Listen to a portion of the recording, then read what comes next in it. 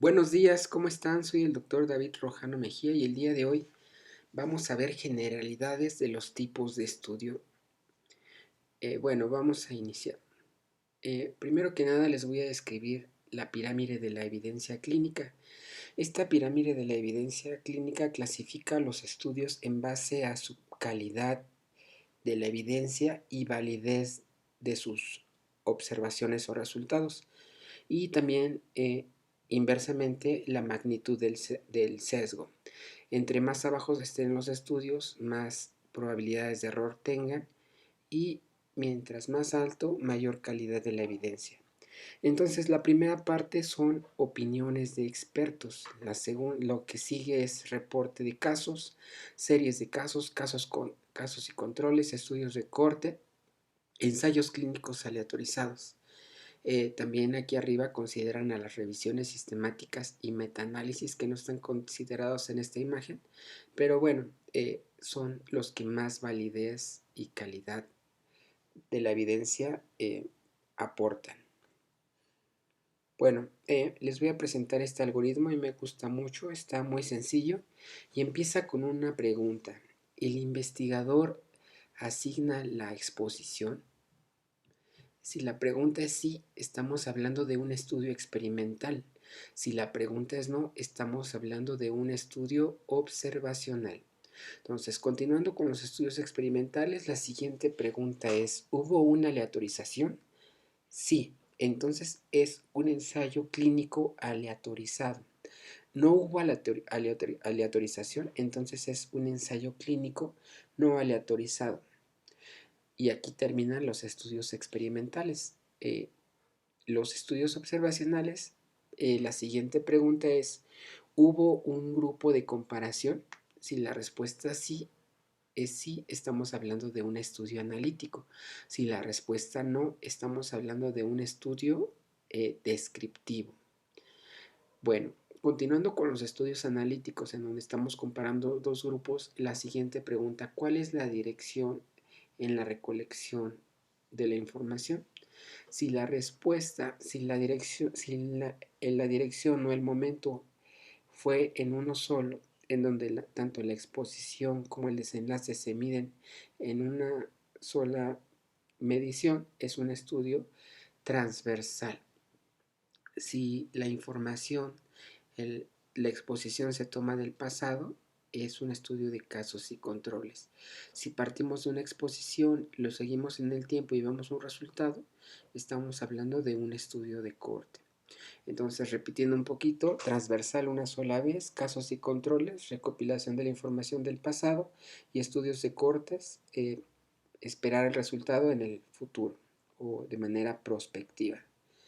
Vamos a empezar con el diseño más sencillo, que son los transversales. Y bueno, en este estudio nos dice que la medición de las variables dependientes e independientes se realizan en un solo momento. No hay un periodo de seguimiento. Y este estudio nos sirve para describir las variables y su distribución dentro de una muestra. Este es el esquema de cómo se hace un estudio transversal. Partimos de una población de interés que la podemos dividir en expuestos y no expuestos y vemos qué porcentaje de los expuestos desarrollan enfermedad o están enfermos en ese momento y qué porcentaje están sin enfermedad. Lo mismo para no expuestos. Este es el presente. Y bueno, aquí estamos hablando de estudios transversales, en que es un estudio observacional y es un estudio analítico, porque tenemos dos grupos, expuestos y no expuestos. Bueno, vamos a ver el ejemplo de un estudio. Dice, este es un estudio que menciona que debido a que varias muertes de cólera se habían producido recientemente, se pidió a los residentes de tres comunidades con tres diferentes tipos de suministro de agua que participaran en una encuesta para identificar a los portadores de cólera. Todos los presentes en el momento fueron sometidos en un examen. Todos los presentes en el momento fueron sometidos a un examen. Y se preguntó a las personas qué suministro de agua utilizaban y en ese momento se le realizó una prueba de cólera o la presencia, si tenía o no estaba infectada el agua. Se calculó y comparó la proporción de residentes portadores en cada aldea. Entonces, ¿cuál sería la pregunta de investigación aquí? ¿Cuál era nuestra muestra? ¿En dónde se hizo? ¿Cómo recolectaron la información y qué encontraron? Bueno, la pregunta era si el suministro de agua estaba relacionado con la prevalencia de portadores de cólera, en donde, ¿quién era la muestra? Los residentes de las tres comunidades. El lugar, pues las tres comunidades con tres diferentes tipos de abastecimiento de agua. El instrumento, esto fue a través de una encuesta y la prueba de cólera. Y los resultados, la prevalencia de portadores, es decir, la proporción de residentes en cada comunidad que eran portadores. Y esto fue diferente según el tipo de abastecimiento de agua. Entonces es un estudio transversal porque tanto la variable independiente como dependiente se identificaron en un solo momento. No hubo intervención, había dos grupos. Entonces es un estudio observacional, analítico y la medición tanto de una como de otra variable fue en un solo momento. Entonces estamos ante un estudio de tipo transversal. El estudio anterior fue realizado por Lee. Entonces en relación a esto nos preguntan, ¿por qué el estudio tiene un diseño de estudio transversal? ¿Porque había una muestra? No, eran dos muestras, es un estudio analítico. ¿Los datos se recogen mediante una encuesta? No. Se recogieron con una encuesta, pero eso no determina si es un estudio transversal o no. ¿Los datos se recogen en un solo momento? Puede ser. O los datos se recogen más de una vez sobre cada tema. Entonces, esto se refiere, la respuesta correcta es que los datos se recogen en un solo momento. Otro ejemplo este es un artículo que lo titularon Reactividad del sistema nervioso autónomo, niños con y sin enfermedad de células falciformes. El propósito era describir la respuesta del sistema nervioso autónomo de los niños con y sin enfermedad de células falciformes, esto en dos condiciones, en reposo y en actividad física. Para esto estudiaron niños de entre 5 y 8 años, 32 con la enfermedad y 33 sanos. 32 con la enfermedad y 33 sanos. La recolección de los datos, bueno, se hizo aplicando el examen neurológico y un cuestionario que se completó por los padres. Los resultados fue que los niños con enfermedades de células falciformes presentaron una respuesta alterada o incrementada del sistema nervioso simpático en comparación con los niños sanos. Y los niños sanos, a su vez, tuvieron un aumento en la actividad parasimpática en comparación con los niños enfermos. Entonces, en este estudio se hizo una sola medición, eran dos grupos, no hubo intervención, entonces estamos hablando de un estudio de tipo transversal. Al hacer una sola medición en un solo momento, la ventaja obvia de esto es de que es de breve duración, tiene bajo costo y no hay pérdida en el seguimiento. Y se pueden analizar varios resultados. Existe un control de selección de sujetos y mediciones, y esto nos da pauta para hacer estudios de mayor complejidad y mayor validez, como un estudio de corte y un estudio experimental. Nos va a permitir este tipo de estudios determinar prevalencia. Las desventajas de que no podemos establecer la secuencia de los eventos, no sabemos qué fue primero, si una u otra variable. Podemos tener un sesgo potencial en la medición de los predictores y también hay un sesgo potencial en supervivencia. No es factible para condiciones raras, para eso hay otro diseño más específico, que es el estudio de casos y controles. Aquí, como lo decíamos, se enfoca en enfermedades o condiciones raras. Su diseño corresponde a un estudio de tipo retrospectivo. Entonces, regresando un poquito al algoritmo que veíamos en un inicio, tenemos los estudios experimentales y observacionales. Observacionales en donde no hacemos una intervención. A su vez, los observacionales se dividen en dos, descriptivos con un solo grupo y analíticos dos grupos. Este sería un estudio analítico y la ventaja o lo que caracteriza a estos estudios es de que la información se toma del pasado. Bueno, entonces dice que corresponde a un estudio retrospectivo, que es lo que comentamos, y tiene casos y controles. Los casos son las personas con la enfermedad y los controles son las personas sin la enfermedad. En este caso ya está bien identificado quién está enfermo y quién está sano, a diferencia de los estudios transversales que nosotros hacemos el diagnóstico en ese momento. Entonces el esquema quedaría así. Ya partimos de que tenemos claramente identificados quién tiene la enfermedad y quién no tiene la enfermedad, y buscamos en el pasado algún antecedente que haya condicionado que tengan o no tengan la enfermedad. Entonces este es un estudio de casos y controles. ¿Cuáles son los pasos para diseñar este estudio? Primero, como todos, tener una pregunta de investigación y tener ya una o seleccionar una muestra de una población con enfermedad, es decir, los casos, y una muestra de una población en riesgo, pero sin la enfermedad, los controles. Y bueno, medir las variables predictoras de riesgo o asociación. Vamos a ver un ejemplo. Este proyecto o esta publicación tenía como efecto determinar la asociación entre la perforación de la oreja y la infección por virus de hepatitis tipo B. Los informes de morbilidad recibidos por un departamento de salud del estado indicaron que un número de mujeres jóvenes con antecedentes de perforación de oreja desarrollaron hepatitis viral sin ninguna exposición conocida previa.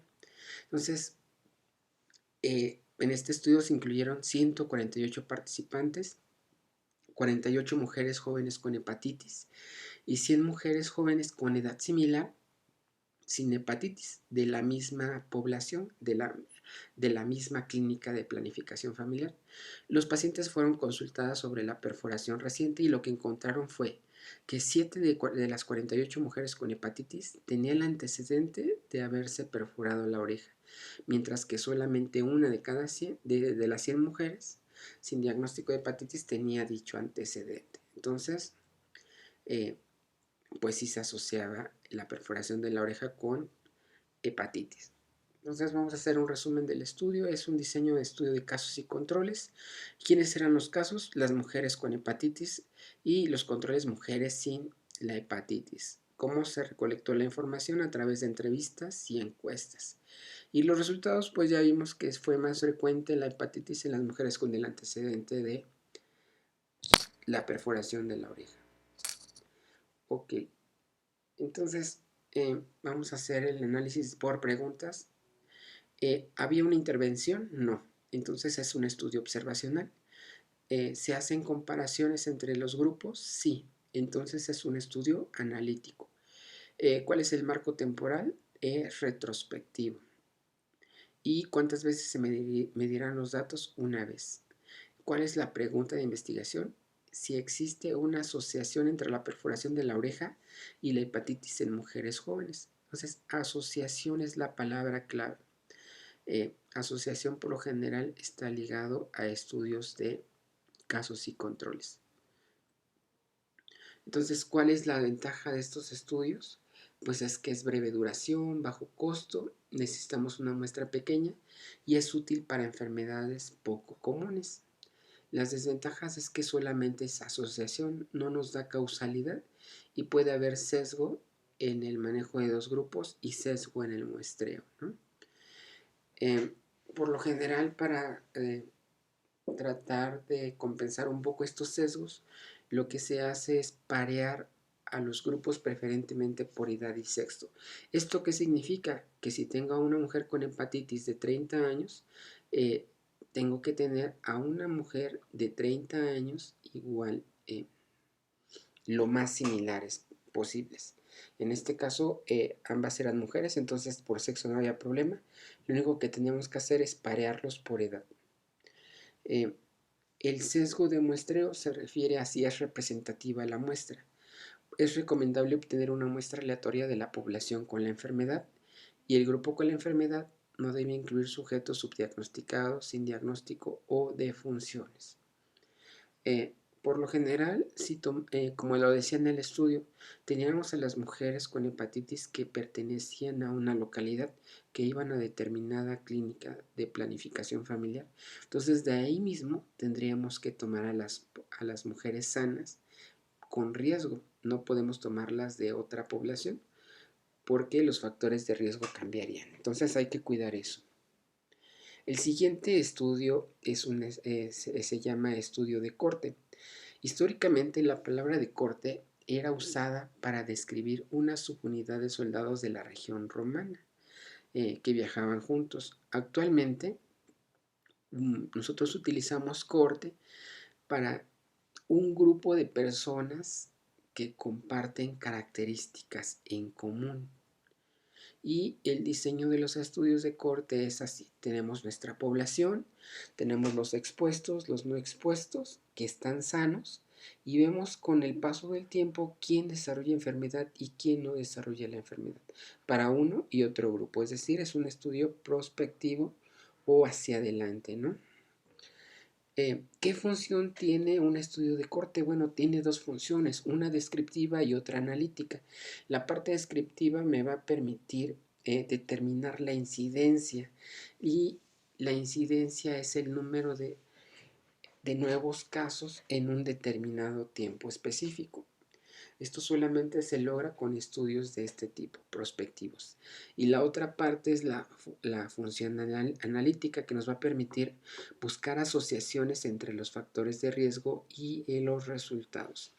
Entonces, en los estudios de corte, una palabra clave para identificarlos son factores de riesgo. Y bueno, incluye variables independientes y dependientes.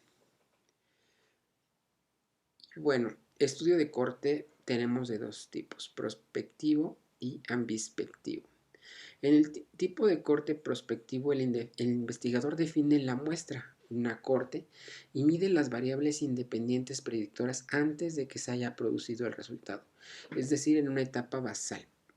En un estudio de corte ambispectivo, también conocido como retrospectivo, el investigador define la muestra y recoge datos sobre las variables independientes, pero medidas en el pasado, y las variables dependientes medidas en el pasado o en el presente.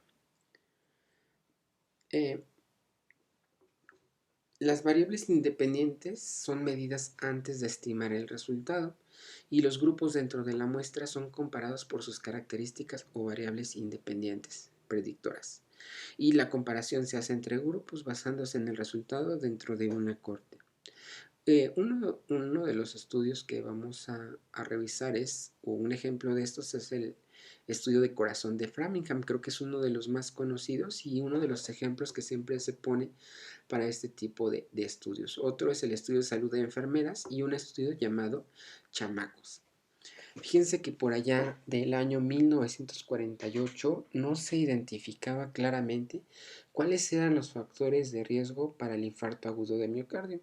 Entonces a unos investigadores en Estados Unidos se les ocurrió seguir a un grupo de personas de la localidad de Framingham, de un estado socioeconómico medio, en el cual antes de que desarrollaran la enfermedad, se les midió el colesterol, se les vio si fumaban, su índice de masa corporal, si tenían diabetes, si estaban sometidos a estrés, si hacían un ejercicio, y lo siguieron durante muchos años. Esto empezó en el 48 y ahorita actualmente sigue esta corte analizándose. Entonces, ¿qué es lo que ellos encontraron? Encontraron que el colesterol, el tabaquismo, la obesidad, la diabetes, la menopausia, el estrés y la falta de ejercicio fueron los factores asociados a la cardiopatía coronaria. Otro estudio igual muy famoso es el estudio de salud de las enfermeras. En este estudio, el objetivo era determinar los factores de riesgo en mujeres para el cáncer y otras enfermedades, además de la mortalidad. Ellos han estudiado al momento 230,000 enfermeras de 25 a 42 años y que la siguen hasta la fecha. ¿Y qué es lo que encontraron? Que la obesidad se asocia con pérdida de la audición, y esta pérdida de la audición podemos reducir el riesgo de la pérdida de la audición si hacemos ejercicio regularmente, al menos caminando 4 horas a la semana. Otro de los resultados fue que caminar enérgicamente durante 3 horas a la semana reduce el riesgo de diabetes tipo 2 en un 40%. Esto se publicó en el 2002. Y otro resultado muy interesante es que comer nueces reduce el riesgo de muerte por cualquier causa. El, la, el consumo el consumo recomendado es 28 gramos de nueces 7 veces a la semana. Entonces imagínense, comer nueces disminuye el riesgo de muerte por cualquier causa.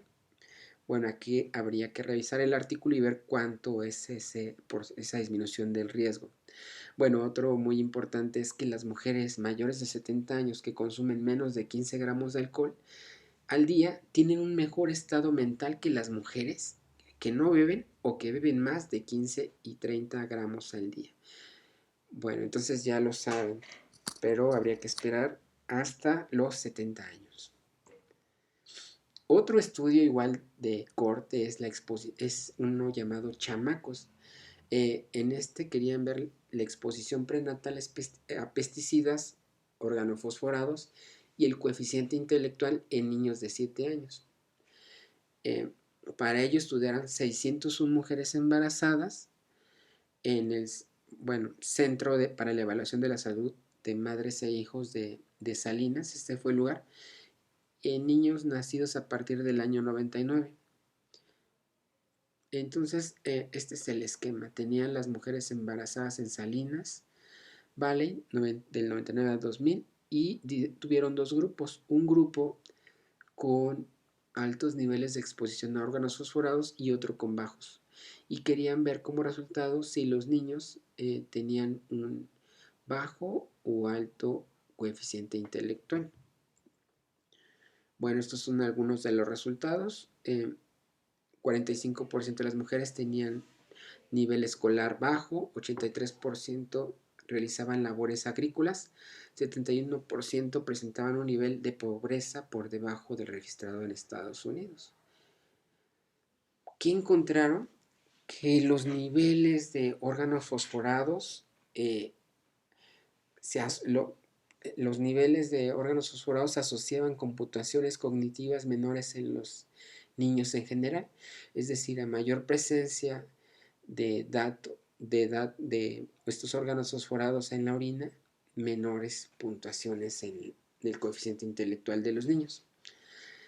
Bueno, dice específicamente que los niños con madres que tuvieron las mayores concentraciones del órgano fosforado prenatal tuvieron un déficit promedio de 7 puntos en el coeficiente intelectual en comparación con aquellos de madres con las concentraciones prenatales más bajas. Entonces, las concentraciones de órganos fosforados de los niños, ya específicamente en los niños, las concentraciones de los órganos fosforados no estaban asociadas con el nivel del coeficiente intelectual.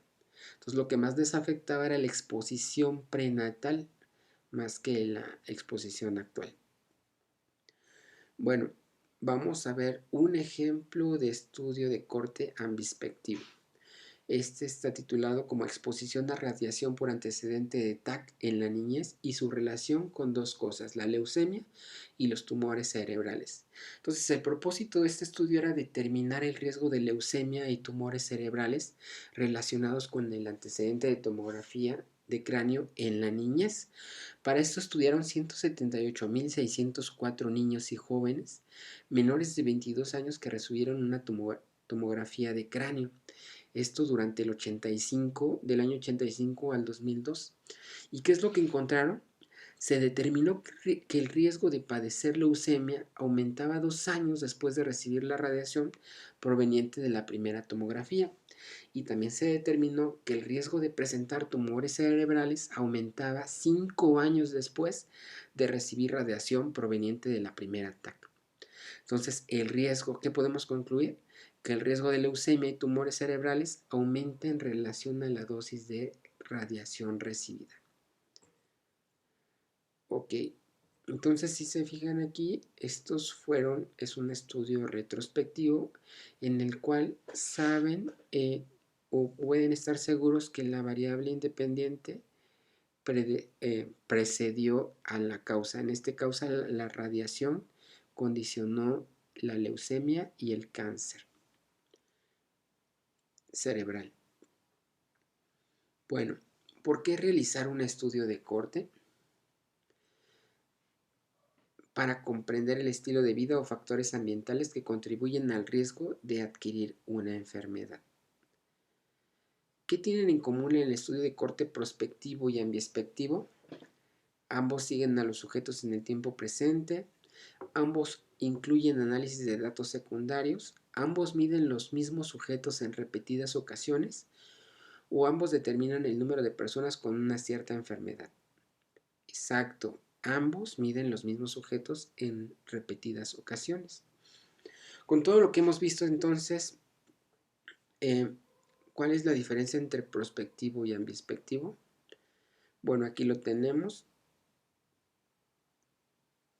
En el prospectivo se selecciona la muestra, se miden los predictores, se da seguimiento y se miden los resultados.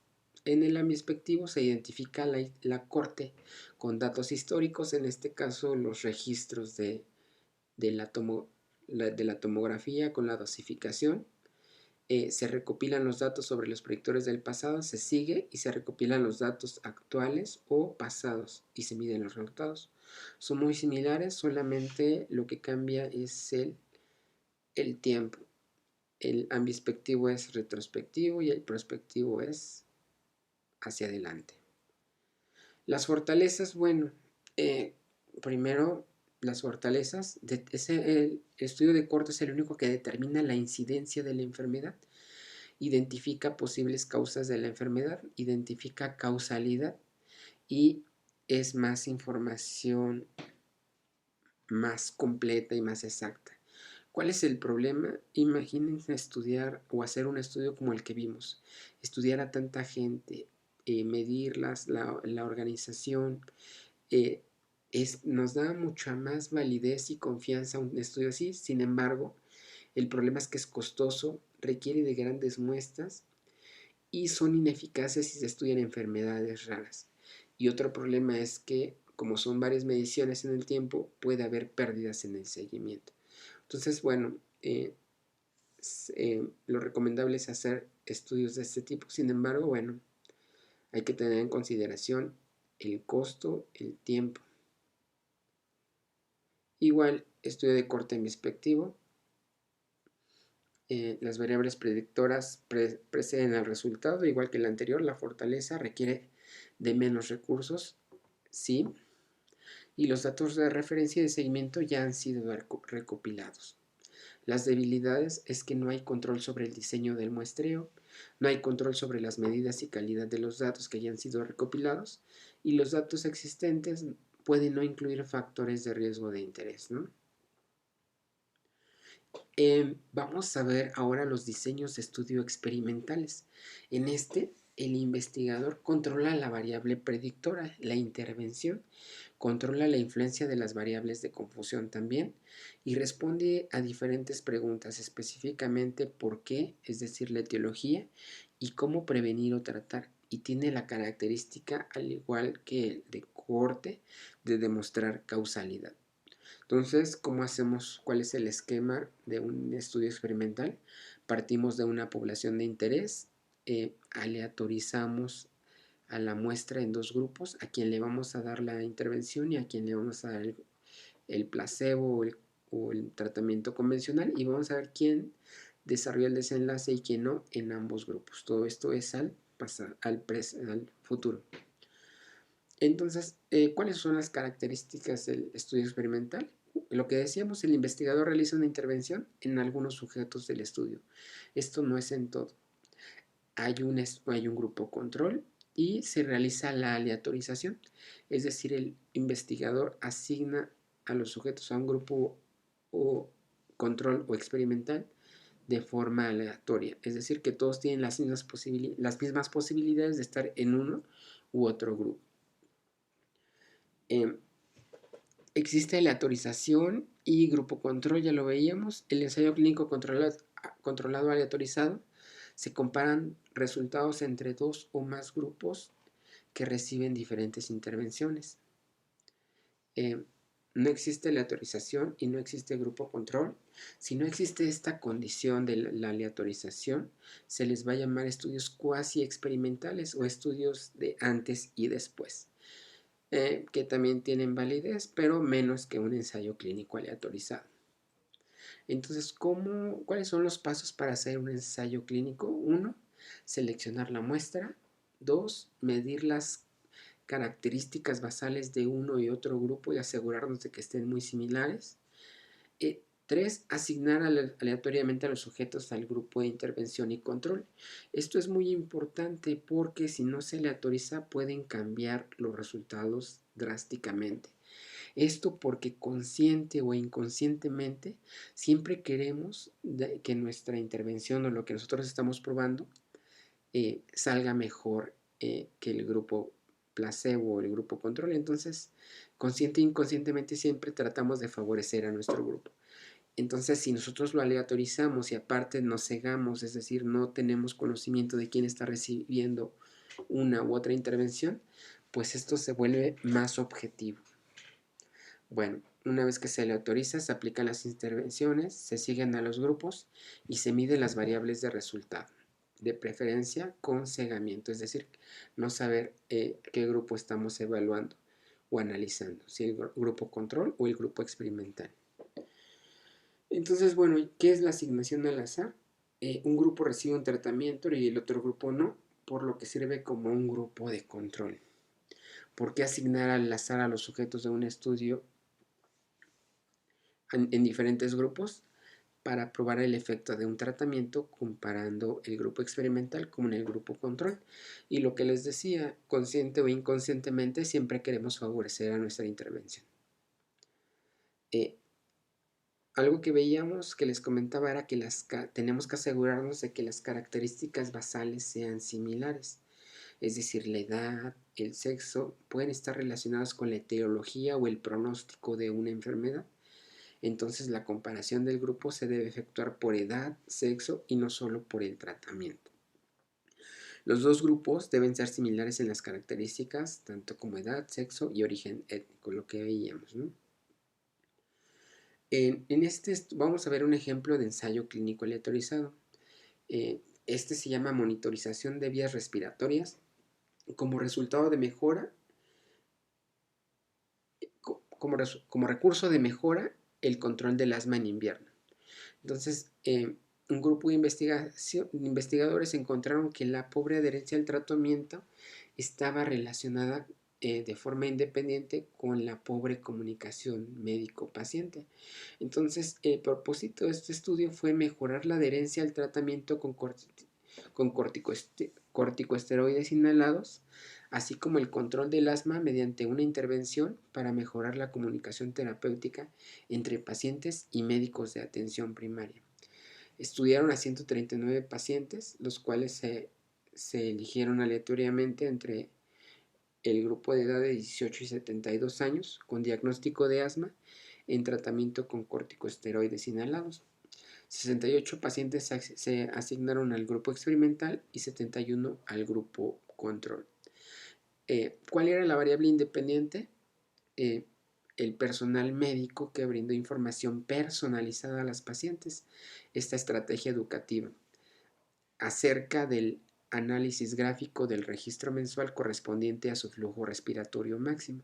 Y la variable de respuesta o lo que esperaban ver, en lo que esperaban cambios era en la adherencia al tratamiento, control del asma, síntomas y solicitud de atención médica de urgencia. ¿Qué es lo que pasó? Que en el grupo experimental mejoró la adherencia al tratamiento con corticosteroides, así como el control del asma, y un número significativamente menor de pacientes dentro de dicho grupo presentaron exacerbaciones que requirieron esteroides orales y atención de urgencia. La intervención, en general, tuvo un efecto positivo en el control del asma durante el invierno. ¿Cuáles son las ventajas de un estudio experimental? Pues que es el que nos produce una evidencia más sólida de causa y efecto y nos puede ayudar a determinar de manera más válida cuál es la intervención terapéutica, educativa, farmacológica más eficiente.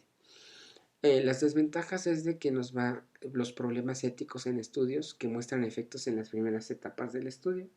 Otro es el sesgo de selección por el efecto Hawthorne, y el cambio ocurre independientemente de la intervención efecto placebo y por pérdida en el seguimiento. Y bueno, también requiere mayor inversión en los recursos, tiempo, dinero, logística.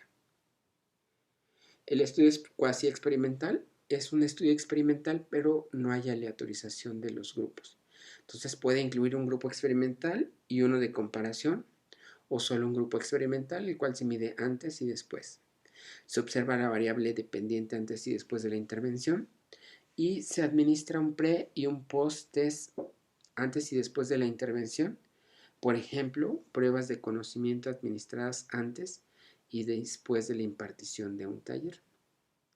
Bueno, ¿cuál es el diseño de estudio? ¿Cómo sabes qué diseño de estudio es apropiado? Tenemos que hacer preguntas claves. ¿Habrá una intervención? ¿Qué tipos de comparaciones se hacen? ¿Cuál es el marco temporal del estudio? ¿Cuántas veces se medirán los datos? ¿Y cuál es la pregunta de investigación? Si hacemos la primera pregunta, ¿habrá una intervención? Pues en los que hay intervención son los experimentales, y en los que no, pues son los observacionales, como casos y controles, transversales y cohorte. La siguiente pregunta es, ¿se hacen comparaciones entre grupos? Habíamos dicho que cuando hacemos comparación entre los grupos estamos hablando de estudios analíticos, y los analíticos son casos y controles, cohorte y diseños experimentales.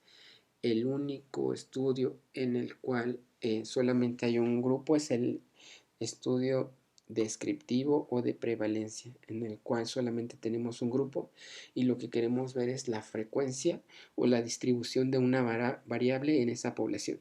Por ejemplo, prevalencia de hipertensión, prevalencia de diabetes en determinada población. La siguiente pregunta es, ¿cuál es el marco temporal del estudio? Se hace en un punto en el tiempo, estamos hablando transversal.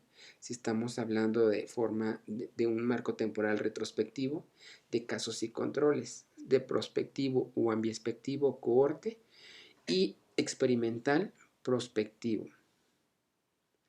¿Cuántas veces se medirán los datos? En los estudios transversales, por lo general una vez, casos y controles, por lo general una vez, cohortes y experimental son medidas repetidas en el tiempo porque son prospectivos.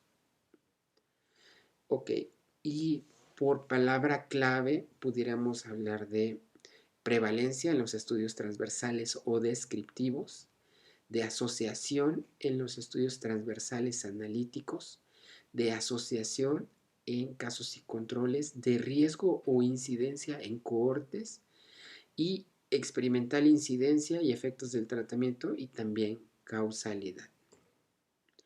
Bueno, ¿qué tipo de diseño de estudio es este y por qué? ¿Qué tipo de diseño incluye una intervención? Pues el ensayo controlado aleatorizado. ¿Y qué diseño de estudio incluye un grupo control emparejado?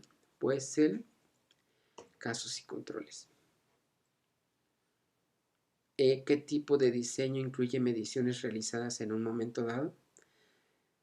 Pues el transversal analítico, transversal.